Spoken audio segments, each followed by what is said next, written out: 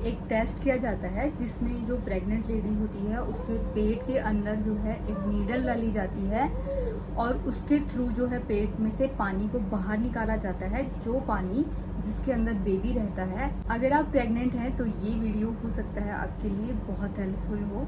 आज मैं आपके साथ डिस्कस करने वाली हूँ कि मुझे कैसे पता चला था कि मेरे बेबी में डाउन सिंड्रोम है। वीडियो को जो है बहुत ही आराम से आप देखना, एंड तक देखना।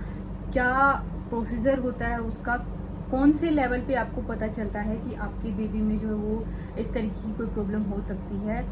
फर्स्ट ऑफ ऑल, अगर आप प्रेग्नेंट हैं तो उसके लिए बहुत बहुत कंग्रेचुलेशंस। मैं चाहूँगी कि जो मैंने फेस किए हैं चीज़ें वो आपको फेस ना करनी पड़े, उसके लिए बेस्ट ऑफ लक।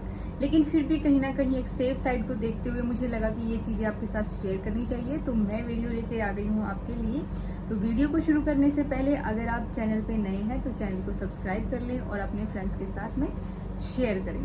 प्रेगनेंसी में बहुत सारे जो है हमारे अल्ट्रासाउंड वगैरह और टेस्ट वगैरह कराए जाते हैं, जो कि इसलिए कराए जाते हैं ताकि हमारा जो बेबी है, जो होने वाला बेबी है, वो हेल्दी रहे और जो मदर है वो भी हेल्दी रहे। तो उसके लिए बहुत सारे टेस्ट कराए जाते हैं, तो उन्हीं में से एक टेस्ट का आज डिस्कशन करने वाली हूँ मैं आपके साथ में। देखिए, सबसे पहला जो है, जब भी आपको पता चलता है कि मैंने कंसीव कर लिया है तो आप जो है एक घर पे एक टेस्ट करके देख सकते हैं, या आप क्लिनिक पे जाके जो है कंफर्म कर सकते हैं, वहाँ पे टेस्ट करा के कंफर्म कर सकते हैं कि मैं जो है प्रेग्नेंट हूँ। उसके बाद में आपका 6 से 7 हफ्ते के बीच में एक जो है आपका अल्ट्रासाउंड कराया जाता है डॉक्टर के थ्रू, जो कि आपका मतलब अर्ली प्रेगनेंसी का एक अल्ट्रासाउंड बोला जाता है, जो कि 6 से 7 हफ्ते के बीच में होता है। उसमें क्या होता है, उसमें आपकी कोई जो है किसी भी तरीके की बेबी की जो है कोई प्रॉब्लम वगैरह वो नज़र नहीं आती है। उसमें सिर्फ और सिर्फ उसका मकसद ये होता है कि जो आपकी जो गर्भ में पलने वाला जो बच्चा है, यानी कि आपका जो बेबी है, उसमें हार्ट बीट आई है या नहीं आई है, सिर्फ ये चेक करने के लिए एक अल्ट्रासाउंड किया जाता है। उसका सिर्फ और सिर्फ मेन मकसद यही है, ये देखना कि आपके बेबी में हार्ट बीट आ गई है या नहीं आ गई है।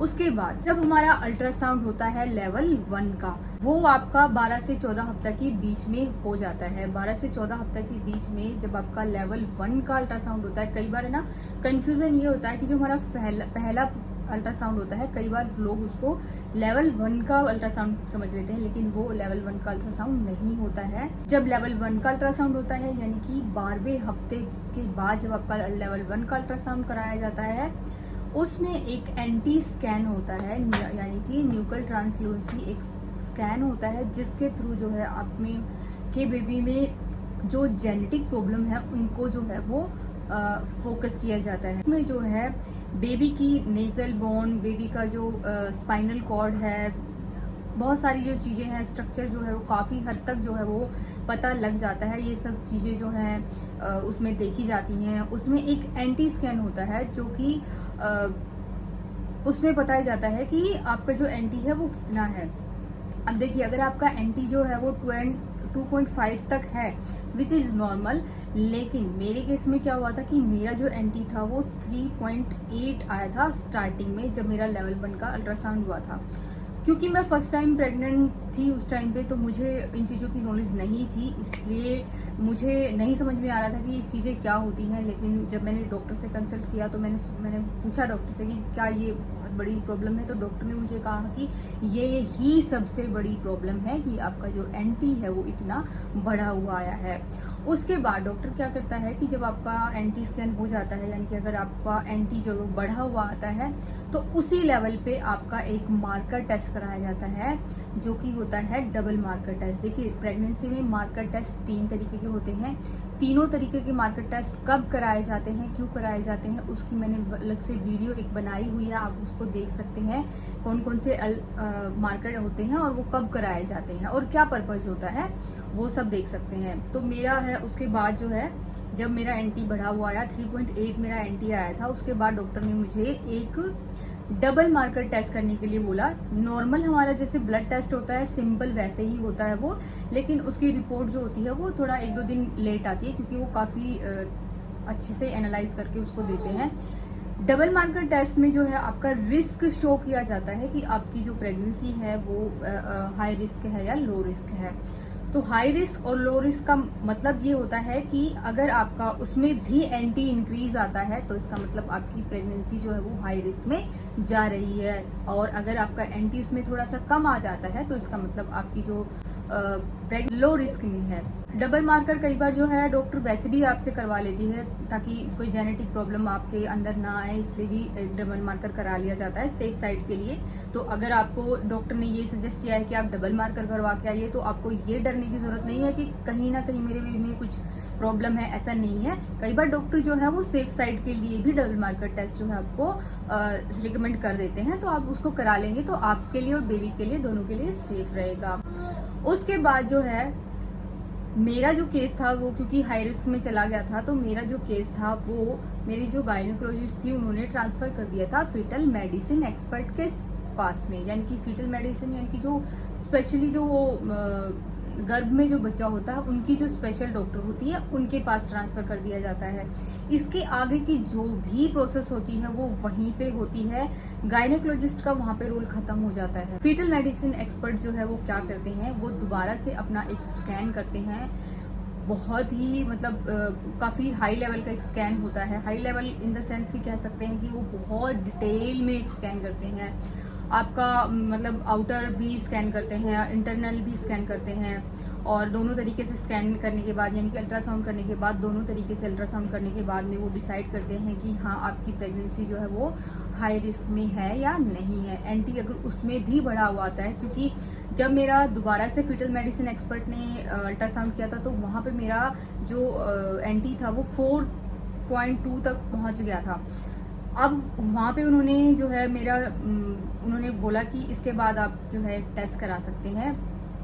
उन्होंने मुझे जो है एक एमनियोसिंथेसिस टेस्ट होता है जिसको हम सिंपल लैंग्वेज में नीडल टेस्ट भी कह सकते हैं, या हम बोलचाल की भाषा में कहते हैं कि जिसको पेट का पानी निकाल के चेक करना भी बोल सकते हैं कि पेट का पानी निकाल के वो जो है लैब में टेस्टिंग करी जाती है। अब देखिए, अब बहुत सारे लोगों के दिमाग में ये आता है कि यार हम तो प्रेग्नेंट है, हमारा पेट में से पानी कैसे निकालेंगे, क्या बेबी को प्रॉब्लम होएगी, क्या मतलब क्या क्या रिस्क हो सकता है उसमें। तो देखिए, उसके बाद आपका जब एमनियोसिंथेसिस टेस्ट होता है तो उसमें फीटल मेडिसिन एक्सपर्ट जो होते हैं वो होते हैं, एक स्पेशल एक डॉक्टर आती है, मतलब ये नहीं है कि एक जना उसमें करता है, 3-4 जनों की पूरी टीम होती है। उसके बाद आपका जो है वो एमनियोसिंथेसिस टेस्ट किया जाता है। उसमें आपको जो है पेट के थ्रू जो है काफ़ी लंबी एक नीडल होती है वो इंसर्ट की जाती है, उसमें से जो बेबी के अराउंड जो पानी होता है उसका जो है पार्ट निकाला जाता है, फिर पानी निकाल के चेक किया जाता है और उसको जो है लैब टेस्टिंग के लिए भेज दिया जाता है। वो टेस्टिंग सिर्फ और सिर्फ मतलब मैंने जो कराया था वो कराया था द्वारका में वेंकटेश्वरा जो हॉस्पिटल है वहाँ पे कराया था मैंने। टेस्टिंग के लिए आपका सैंपल भेजा जाता है और उसमें मतलब कुछ टाइम लग जाता है आने में रिपोर्ट, और वहाँ से जो है वो बिल्कुल कंफर्म हो जाता है कि आपके बेबी में जो है कुछ जेनेटिक प्रॉब्लम है या नहीं है। अब देखिए, ट्रायसोमी बहुत सारे टाइप के होते हैं। आपकी जो आपका जो एंटी स्कैन जो है फीटल मेडिसिन एक्सपर्ट जो करती है उसमें पूरी डिटेल में वो बता सकती है आपको कि क्या क्या होते हैं। आप उनसे बिल्कुल खुल के उनसे बात कर सकते हैं कि इसमें क्या होता है और इसमें क्या क्या प्रॉब्लम आ सकती है। तो जब मेरा जो रिपोर्ट आया तो उसमें क्या होता है ना कि जो टेस्ट होता है वो काफ़ी मतलब कॉस्टली होता है, और उसमें जो है लेवल है, जैसे कि अगर आपने एक टेस्ट कराया तो डॉक्टर आपको पहले समझा देती है कि अगर आपको ये टेस्ट कराना है तो क्या आप सिर्फ ये देखना चाहते हैं कि अभी जो प्रेगनेंसी है उसमें प्रॉब्लम है, या आप ये भी देखना चाहते हैं कि आने वाली प्रेगनेंसी में प्रॉब्लम तो नहीं होगी, या फिर ये भी देखना चाहते हैं कि जो प्रॉब्लम आई है जेनेटिक वो मदर की साइड से आई है या फादर की साइड से आई है, यानी कि मदर के जेनेटिक जो है उसमें से आई है या फादर के जेनेटिक उसमें से आई है। तो ये लेवल होते हैं। अगर आपको सिर्फ अभी के लिए जानना है तो उसकी कॉस्ट अलग होती है। अगर आपको अगली प्रेगनेंसी के लिए भी जानना है कि हमारी अगली प्रेगनेंसी में तो ऐसी प्रॉब्लम नहीं आएगी तो उसकी कॉस्ट थोड़ी सी बढ़ जाती है। और अगर आप ये जानना चाहते हैं डिटेल में कि ये जो मतलब प्रॉब्लम है वो किस साइड से आई है तो उसके लिए जो है वो अलग कॉस्ट होती है। उसके बाद में हमने सिर्फ जो है लेवल 2 तक कराया, यानी कि हमें सिर्फ ये देखना था कि अभी प्रेगनेंसी में जो है प्रॉब्लम है या नहीं है, मतलब आगे बढ़ेगी या नहीं बढ़ेगी। तो 2 चीज़ें उसमें कंफर्म हो जाती है कि अब वाली जो प्रेगनेंसी है वो सेफ है या नहीं है, दूसरी अगर आपकी नेक्स्ट प्रेगनेंसी में भी वो कैरी फॉरवर्ड हो सकती है या चांसेस हो सकते हैं, तो ये चीज़ें तो मेरे में जो है बिल्कुल कंफर्म उसमें आ गया था, डिटेक्ट हो गया था कि जो मेरा बेबी है वो डाउन सिंड्रोम में है। और मेरा जो रिस्क था 1:15 का था, यानी कि बहुत ज़्यादा हाई रिस्क था। 1:15 यानी कि 1:100 भी हाई होता है, 1:1000 या 2000 या 3000 अगर आपका रिस्क अगर कहीं ना कहीं आ रहा है तो आप सेफ साइड में है। 1:1000 भी आ जाता है तो सेफ साइड में है, लेकिन मेरा जो रिस्क था वो बहुत ज़्यादा था, 1:15 का था। तो उसमें जो है मेरा कंफर्म होके आ गया था, उसकी जब रिपोर्ट आई थी कि उसमें जो है बेबी में जो था डाउन सिंड्रोम था। जब ये रिपोर्ट आई बेबी में डाउन सिंड्रोम है तो मुझे बहुत ज़्यादा मतलब मैं बहुत ज़्यादा ये कह सकते हैं कि अपसेट हो गई थी। उसके बाद मैंने जो है बहुत सारे गायनेकोलॉजिस्ट से, अब फिटल मेडिसिन एक्सपर्ट जो है आपको रिजल्ट बता देता है, अब आपके ऊपर होता है, वो आपको बहुत समझाते हैं कि देखिए बेबी को रखना है या नहीं रखना है, वो फुली आपका डिसीजन है कि बेबी को रखना है नहीं रखना है। लेकिन देखिए उनका समझाना ये था, मेरे लिए उन्होंने ये समझाया कि देखिए अगर सोच के देखिए कि अगर इतनी साइंस है, टेक्नोलॉजी इतनी बढ़ गई है कि हम पहले ही प्रॉब्लम को पता कर सकते हैं तो सॉल्यूशन भी कर सकते हैं। अब ऐसे बच्चों के लिए क्या होता है ना कि इन फ्यूचर, अब देखिए बहुत सारे लोग कमेंट ये करेंगे कि बेबी को ये कर दिया वो कर दिया, ये भी तो सोच के देखिए ना कि आने वाले टाइम में उस बेबी के लिए एक जने को, यानी कि अगर हम 2 ही जने घर में हैं तो एक जने को प्रॉपर 24 घंटे उसके लिए चाहिए होता है। तो कहीं ना कहीं जो है ना माँ बाप की ही लाइफ जो है वो सफ़र करती है। कोई आपका पड़ोसी या आपका रिश्तेदार या कोई भी आपको आके ही मतलब सिर्फ और सिर्फ आपको मतलब ये अभी अगर आपने कुछ किया तो हो सकता है आपको वही कहें कि ये कर दिया वो उधर, लेकिन आप ये सोच के देखिए कि आने वाले टाइम में उस बेबी की लाइफ भी कैसी होगी इस सोसाइटी के अंदर, और मतलब आपकी लाइफ भी कैसी होगी। तो हमने जो है काफ़ी मतलब दोनों हस्बैंड वाइफ ने और फैमिली ने काफ़ी डिस्कशन किया। उसके बाद में मैंने कम से कम 7 मैंने गायनेकोलॉजिस्ट से मैंने कंसल्ट किया कि क्या मुझे मतलब कैरी फॉरवर्ड मतलब कैरी करना चाहिए या नहीं। तो मेरे सारे जो जितने भी मैंने गायनेकोलॉजिस्ट थे उनसे संपर्क किया तो उन्होंने किया कि नहीं, आपको जो है बेबी को नहीं रखना है, आपको अबॉर्ट करा देना है। तो उसके बाद जो है मैंने नॉर्मल अपने वापस जो गायनेकोलॉजिस्ट थी मेरी वापस आके वहाँ पे मैंने अबॉर्शन करा दिया था। अबॉर्शन जो है वो पेन इंड्यूस करके करते हैं, क्योंकि आपकी जो है वो उस लेवल तक मतलब जा चुकी होती है प्रेगनेंसी कि आप जो है मेडिसिन से उसको ठीक नहीं कर सकते हैं। आपको जो है प्रॉपर जो नॉर्मल डिलीवरी वाला प्रोसेस होता है उसके थ्रू ही आपको जो है बेबी को अबॉर्ट करना पड़ता है।